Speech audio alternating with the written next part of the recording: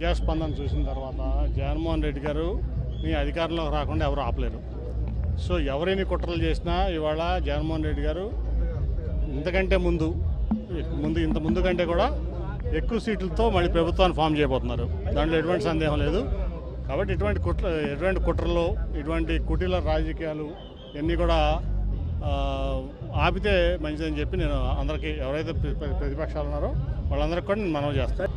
First police investigation immediate జరగాలి.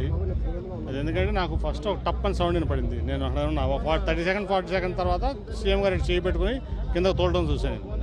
నేను ఇంకా ఇదైందనుకుంటే ఈ లోపు దెబ్బ వెళ్ళి పక్కనే వెల్లంపల్లి గారికి కూడా కంటికి చాలా తీవ్రమైన గాయం అయింది. ఇవాళ ఇది చాలా తీవ్రమైన పరిణామం, మామూలు పరిణామం అట్లాగే ఉంది కదా. ఇప్పుడు నేను అనుకుంటా ఏంటంటే, ఇప్పుడు వివేకానంద స్కూల్ ఉంది పక్కన, టార్గెటెడ్గా చేయకపోతే అది జరగదు. అది కంపల్సరీ ఏదో కుట్ర ఉంది దీంట్లో. లోకేష్ 600 మందిని హైర్ చేసుకుని ఒక 4 ఏళ్ళ నుంచి ఇదే పనిలో ఉన్నాడు. సోషల్ మీడియాలోనే బతుకుతున్నాడు అతను.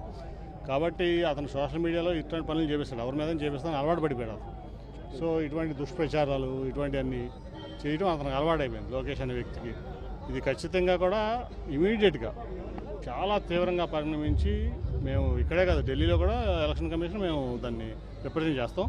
ఆయన ప్రజాదరణ, జగన్మోహన్ రెడ్డి గారి ప్రజాదరణ వాళ్ళు ఎవరు కూడా తట్టుకోలేకపోతున్నారు. ఎస్పెషల్లీ విజయవాడలో తట్టుకోలేక ఈ ఓర్వలేక చేసినటువంటి పని ఇది. దాంట్లో ఎవరైతే ఉన్నారో దోషులను బయట తీయాలి.